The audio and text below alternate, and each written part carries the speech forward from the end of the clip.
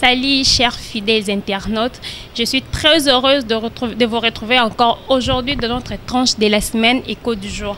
Comme d'habitude, tranche nabiso et semaine, on parle toujours de sujets, on discute sur des sujets, des différents sujets, et puis ce sont des sujets très efficaces qui ont vraiment de l'impact. Mais avant tout, vous devrez d'abord vous abonner à notre chaîne YouTube, Je suis Congo, et puis aimer notre page Facebook, Je suis Congo Live, vraiment beaucoup en direct, et puis on développe des sujets là chaque jour. Mais aujourd'hui, nous allons parler de l'infidélité. C'est quoi d'abord l'infidélité? Quand est-ce qu'on pourrait parler de l'infidélité? Pour parler de l'infidélité, on doit être légalement marié. On doit avoir une relation qui est officialisée par l'État, par Dieu et puis par la famille. Mais aujourd'hui, même nous, les jeunes, quand un garçon nous triche, on parle de l'infidélité. Non, maman, ce n'est pas l'infidélité, mais c'est de la tromperie. L'infidélité existe toujours dans la vie conjugale et non dans la vie concubinage. C'est ça. Donc, quand un garçon ou une fille te triche et puis toi tu es là à dire que ce garçon est infidèle, cette fille est infidèle. Non, cette fille m'a trompé, ce garçon m'a trompé. C'est de la tromperie et non de l'infidélité.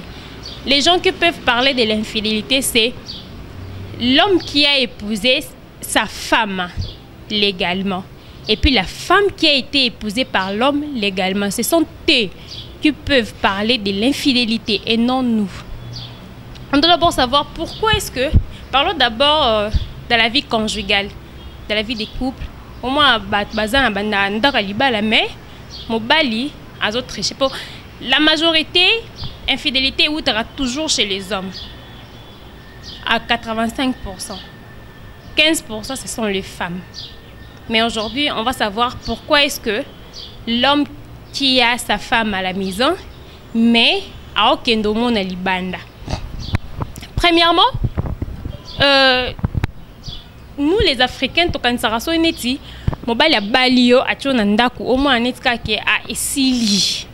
Donc je dois me laisser faire. Arbola qui makangu, tu te rendais belle, tu mets des beautés, tu t'habilles très bien, tu te laves le matin parce que à lukayo soit imprévu, faut être toujours propre pour que les cas juste n'avaient na bino. Mais so comme une nakalibala, comportement changé dans au mitiki et surtout sur boti déjà. Au moment quand moi c'est déjà boti à mitiki naie, il s'est dit quoi? Ah les ambal nanga déjà balanga yaya. Maman, c'est Yomo konde mutu ozosala mobile no asani ni abima libanda. Yomo konde mutu ozosala mobile no akeko luka basi misusu libanda. Pourquoi? Pour comme ça bolingo neti yakala.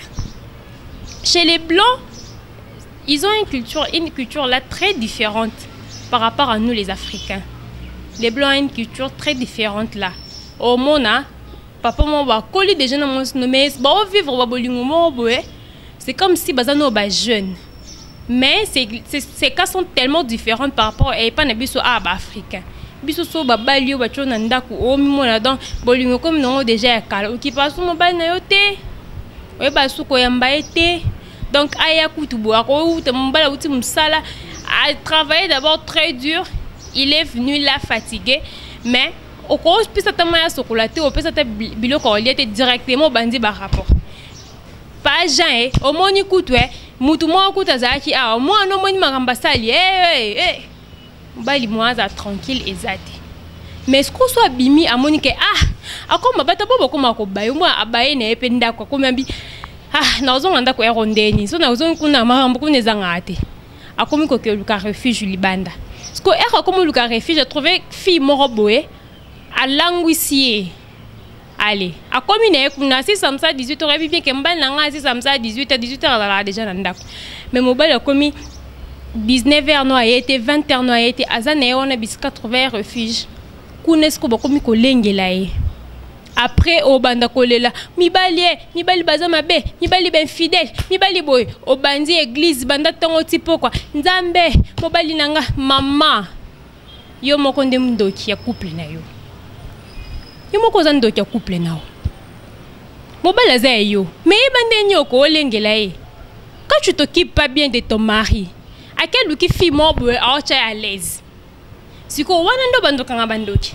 Oh ndoki liboso faut bomi tout na nanu. Pourquoi est-ce que mobali nanga je suis belle, j'ai tout. Mais mobali nanga abimi pour anini. Vous devez savoir que la femme doit jouer 3 rôles pour son mari. 3 rôles. La femme doit être comme la maman de son mari. La femme doit être comme la maîtresse de son mari. Et puis la femme doit être comme la sœur de son mari. Pourquoi la maman? Puisque au monde entier, maman bador l'ota maman, même si tu fais quelque chose de très mal, elle est là en train de te dorloter, quoi. C'est ça. Veut un homme. Un homme veut ça, elle a dorloter. Deuxième point, la femme doit jouer le rôle de la maîtresse. Comment jouer le rôle d'une maîtresse? Vous voyez, bah putain, ils sont toujours prêts à tout. Prêts à tout. Au Vandika Aboué, mon balai, aïe pas non, moi si, maman, je vais faire l'amour avec toi. Oh non, moi je suis fatiguée là. Je suis fatiguée. C'est quoi ça? Au balai, chaque jour. Ce qu'on a au balangage à bon, c'est dégoûtant. Allez à Obima, à Kenya, Libanda, à Kenya, Libanda, à Kepa fille, moi, maman, j'ai besoin de toi à donner. Maman, j'ai besoin de toi à donner. C'est quoi? Faut ta nan. Faut ta nan. Troisième point. Comment est-ce que la femme pourrait jouer le rôle de la sœur d'un homme? Yaya, tout le monde a la bande d'écoute. Petit frère Nangai, assez l'homme se paye singate. Bon, tout le monde se bonne PC conseil. Et qui n'a pas boue, il y a un mobile, il faut boire, pour venir à la boue, il faut boire. Ce qu'on a ça non m'embrouillate. Mobile c'est quoi libanda a okende, a mon m'embrouillana kende c'est comme baba sukola et makolo. Si ko asani, a comme ne ko bayo mamba comme découcher. Maman et l'église ko tonda. L'église est tondi. Zambe libala na ngai, mo sana kangamba na ngai kisi, ezaka kisite. Ezaka kisite. Mi bali mso pas malibanda parce que la femme est impolie. Moi ça n'a coûté moi que mon bal a balio au moins que mon bal nous bola la nembe tout mon na ki copine c'est différent hein. C'est différent bozaki ka ba makangu webite mbani na mkande nini webite asala ndeni nini asokola nini webite mais abo komi tkonda kumoko au moins que so mbani na tanga soyi mo ke he mbani na tanga soyi so mbani na ronfla ko ebisko ke he mbani na ronfla siko jusqu'au comme mon le quoi camarade nayo tellement que beaucoup bon messani des gestes comme mon le quoi camarade nayo et comme mbala le baba tikela makele ni nyango boy pardon ko na lembi na yo lembi ko na nyonsa na place na nyonsa na place na biloko mobile na yo comme mo msala lamba biloko mobile na yo comme bana balamba biloko mobile na yo comme bandeko no bas siko ndeko no wana ako détourner mobile na yo ako mobile na yo ndesiko bisika nzambe ayaka. Quand tu fais des choses qui ne sont pas bien dans la vie conjugale, wana nzamba intervenante. To ko tsara nzamba na mamba buzoba bino mbaba mama mabala. Nini ko ko tsara nzamba na mamba buzoba boy. Hein?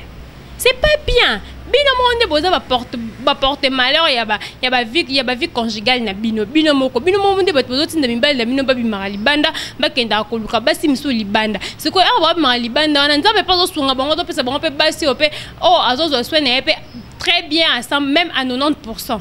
C'est quoi aota mambo ya zo akuna te nda ko libanda kuna bazo chérir ye mobala alingara bongo alingara ba chérir ye et après au coma ba jeune fait lelo ko linga mibala batu mama yo monde mtu obimisi so mobala bimi libanda mituna nanu avant bando kanga batu bando ki mituna nanu qu'est-ce que je n'ai pas fait soit qu'est-ce que je n'ai pas pour que mobali nanga asanini abima libanda mobala abima libanda au hasard te faut omiye bananu omitala nanu tu te regardes très bien là. Qu'est-ce que eloni nazo manqué pour ça nini si ko mon père le so pour moni mobali a comme bon et puis elle prend la tête là elle prend des ailes rappelle non là qui ça y a pas ça la concurrence na mobilité maman ndeko nanga ba ça la concurrence na mibalité oh ça concurrence na mibali jamais toi tu vas te nuire mobali te mobali asambwa te. L'infidélité de la femme est plus grave là que l'homme. Autre chose. Là, tu as une page dans le mibali, tu as une pandi. Tu as une bassi. Les femmes qui sont infidèles, bande rolangai. Tout le monde a kaka oh, mobile n'a nyoso mbana za mais moi c'est un habillement moi na domestique, moi c'est un mana sentinelle, moi c'est un mana garçon, moi c'est un mana mbel mobo quelque part mais aza marié. Et l'on y est ça que basi peut pas bimali banda. Premièrement, il y a des femmes qui veulent toujours se comparer à l'homme. Donc, tellement le bête déjà sur la parité. Moi, c'est Monica qui donc parité ti nanda kwa libala. Angis ko a se comparer na mobali. Tellement comme on dit ba mso za la Monica mobali salati. Yenda salaka. Aza capable ya ok donc aza libre ya ok linga mobali nyonso o ya lingi. A libre ya ok linga mobali nyonso o ya lingi. Ya.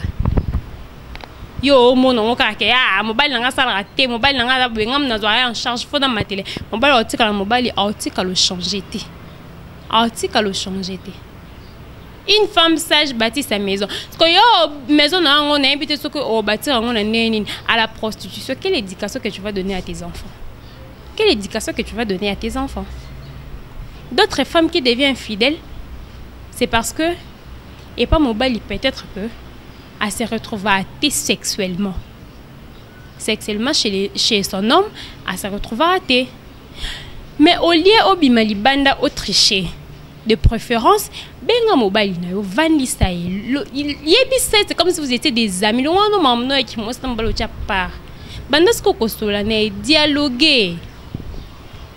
Bolingo c'est un dialogue pour se comprendre. Faut que dialoguer. Oui, bon, mobile na yo. Azaran, au lit, pourquoi il est comme ça? Que d'aller trouver ailleurs. Peut-être, c'est une maladie, Azaranango, y a été. Toi, tu le vois toujours faible au lit, peut-être que c'est une maladie. Et mais sunga y a des médecins. Ou bah, c'est ça, maladie, on a sunga au lieu d'aller ailleurs. Tu m'as dit que mobile a bimi, libanda, yo po bimi libanda.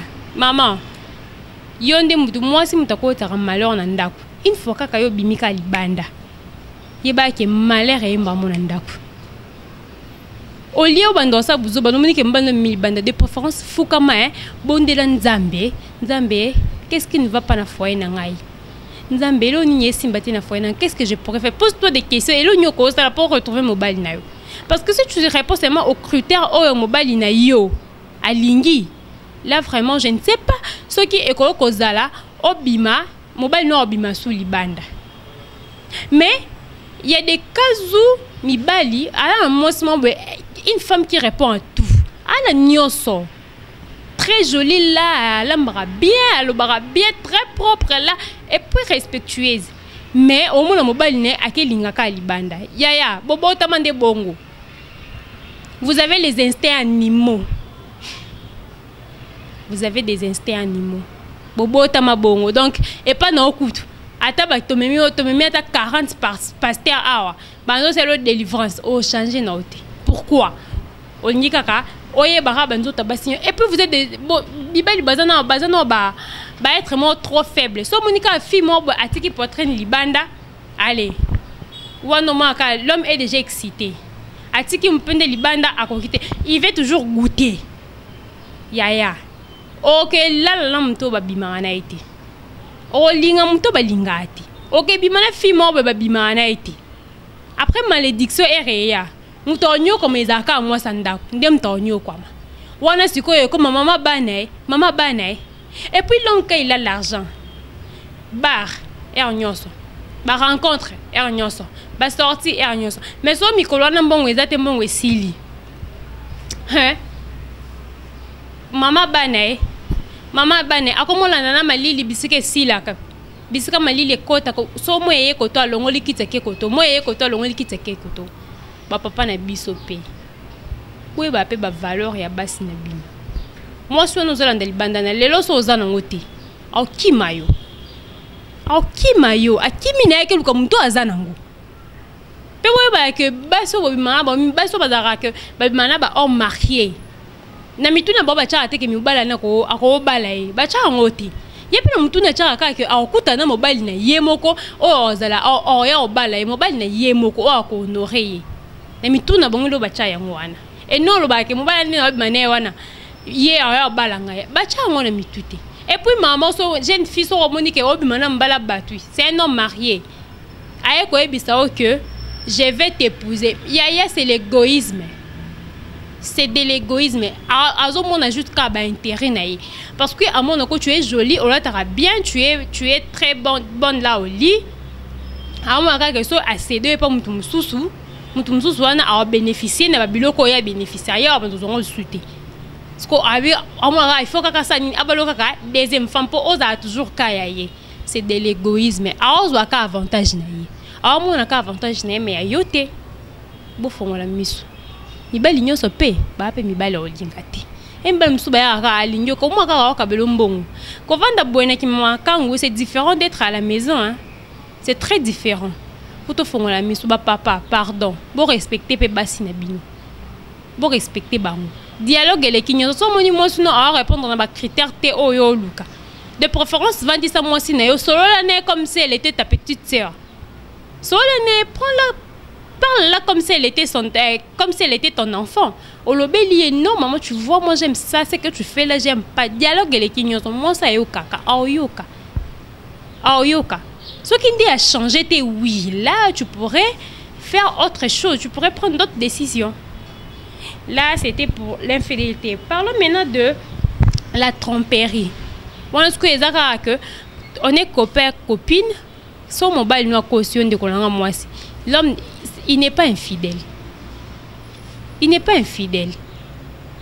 Donc tout ce qu'on a le membre infidélité pour ne pas qui makangu. Et pourquoi moi bon tout le monde a à peine là-bas. Tout le monde a la génération ne biso boye bolimo banda kala ba koli ba umeli 5 ans 10 ans appelle le basenini ba balani eza magite. Il faudrait demander couple on est là ni moi ça na sala pour avant dans mobile wana. Avant d'aller ba umela bon pe ba bala na pe ba koma pe musika ba kompe na bana et tout. Ce n'est pas de la magie. Parce que nous sommes ba fi wana quand bana kisi non. Yo mon bala linga fi o makasi beni nyon achena kisi te. Elle se comporte digne. Azui déjà esprit déjà ya femme. Ache déjà na mtunae, ache déjà na makanisne. Donc non quand je suis avec mon mari, je dois être moi c'est faut attendre. Ni bal balinga attendre tala. Moi c'est msusuro. Mobile so beaucoup tani abete mambo te ya ndeni ya moi bise et ça la bien siko mbalo ke moi na ekuna mom tuma ba so beaucoup tani mo bonsoir ma bise mom bal mom ba bien ke na tongo wande sko bino bo moi ma be non faut tanani faut na yo moko ndeko moi si yo monde mto ko ti si tromperie na kati ya relation na yo. Donc on doit savoir comment garder nos relations. Te bande ni yo garder ba relation na biso. Ndeni to ko garder ba copain na biso, to ba mari na biso ba kimate ba zali banda te. To mitala nan. Pourquoi atrishenga j'ai tout, mais atrishenga pour nini?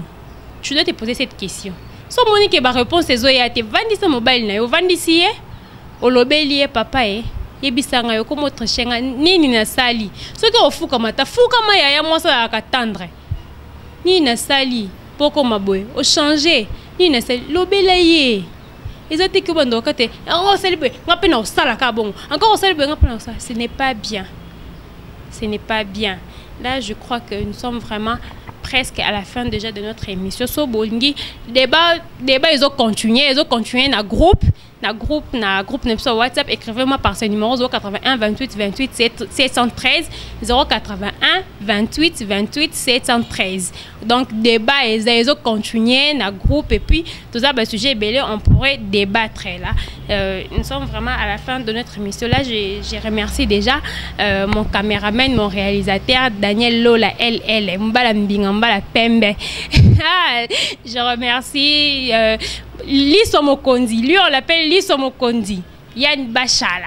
Je remercie notre DG Caleb Kakosi, tout bien 001, notre manager Bishop Thierry Fundu.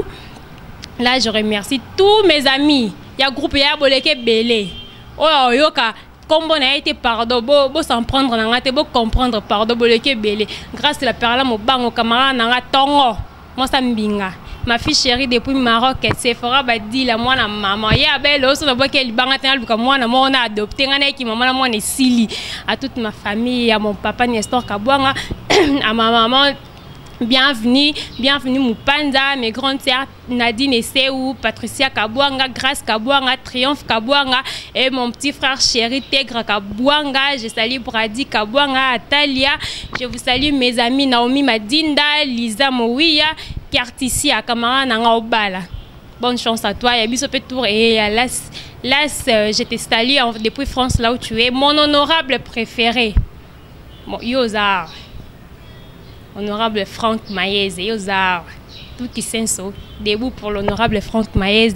Je salue ma belle-sœur chérie, vraiment libangane ko zangate depuis l'Afrique du Sud, Naomi Blessing, c'est comme ça que j'aime l'appeler. Moi ça Pembe. Je t'aime beaucoup ma belle-sœur, je te salue là où tu es. Je salue Enoch Kefa, je salue vers la Kaoussou, Naomi Yanda, Darla Moté, ma consoeur, moi la vite, ta journaliste à Tongo et DRC. Je vous salue, on se retrouve prochainement.